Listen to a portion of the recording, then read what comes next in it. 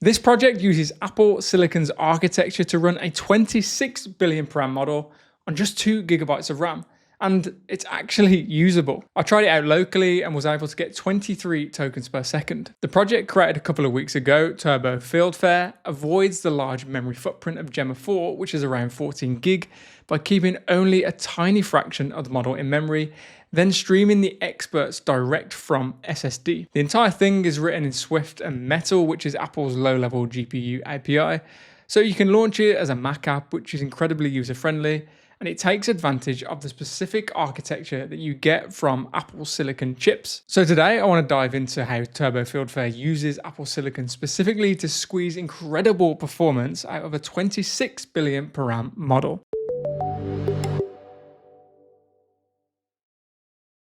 So if we head over to the GitHub repo, we can run a series of commands to clone the repo and get the app up and running. And once up and running, we need to download the model itself, load the model, then we can send our first message. You can see for me on an M3 Max, I'm getting 23.4 tokens per second with a memory footprint of just 2.15 gigabytes. This feels completely usable to me. So let's take a deeper look at the architecture. And if you enjoy content like this, then don't forget to subscribe to BetterStack. First, we need to understand how Gemma 4 works because that leads into the system design of the application itself. Gemma 4 is a mixture of experts model. Most models use one big feed-forward neural network, but Gemma is different. As an MOE layer, it instead has 128 small feed-forward blocks. These are the experts, plus a tiny router. For each token, the router picks the top 8 experts and only those 8 run. So 26 billion parameters total, but only roughly 3.9 billion actually do any work on any given token. 85% of the file is idle at any instance. You don't need 14.3 gigabytes in RAM.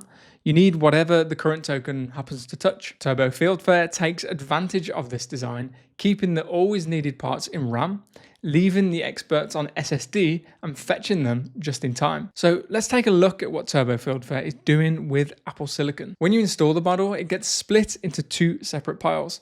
The first is everything the token needs no matter what, the attention, the router, the embeddings, and one shared expert that always runs. That comes to about 1.35 gig. It gets memory mapped straight off disk and it's always resident on memory the whole time the model is loaded. The second pile is the experts themselves. 30 layers with 128 experts each, about 3.36 megabytes a piece, so roughly 12.9 gigabytes, and that never gets loaded at all. It just sits on the SSD and gets pulled in a few megabytes at a time as and when the model asks for it. So what actually happens when you produce a token? The model has 30 layers and a token passes through every one of them in order, and each layer does the same 2 things. First up is attention, and that's the step where the model looks back over everything that's been written so far and works out what matters right now. If it's about to write the word after the cat sat on the, attention is what makes cat count more than the, and the handy thing is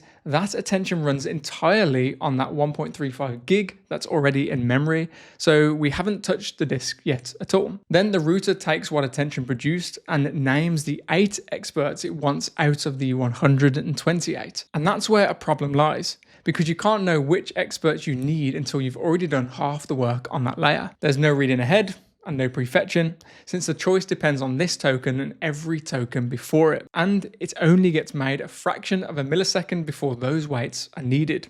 So 30 times per token, the CPU has to stop and go to disk, which brings us to why this specifically is a Mac project. On a PC with a discrete GPU, getting a weight in front of the GPU means reading it off the SSD into system RAM, then pushing it across the PCI bus into the card's own VRAM.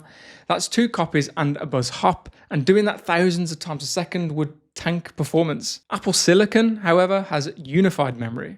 So the CPU and the GPU are looking at the same physical RAM, and there's no VRAM to copy into. A metal buffer is just memory that both the CPU and the GPU can see. So the CPU reads bytes straight off the SSD into a buffer the GPU is about to run against, meaning we can skip a bunch of work. And they lean on these optimizations harder with the file format.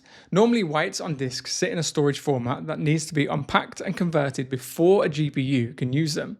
But Turbo Fieldfare stores them in exactly the layout the metal kernel consumes, right down to the 4-bit quantized values. The installer rearranges the data without ever re-encoding it. So reading the file is loading the weight with no conversion step in between. So what's the GPU doing while the CPU is off fetching from disk? Well, remember the shared expert sitting on the resident pile that runs for every token no matter what the router picked?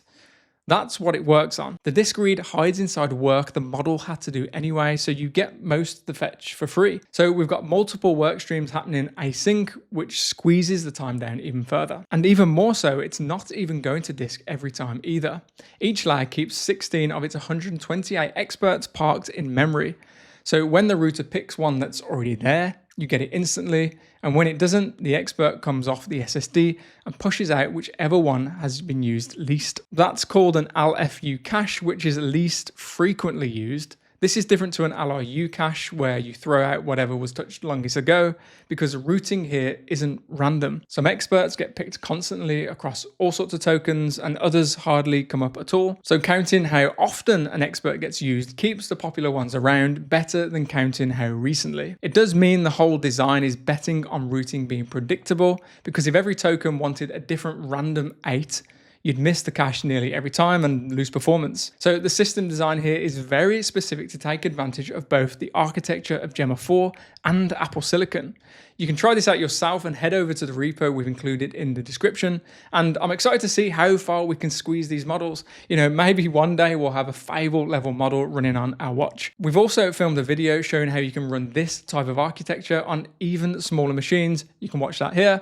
Otherwise, thank you so much for watching, guys. I hope you enjoyed that one, and I'll see you in the next one.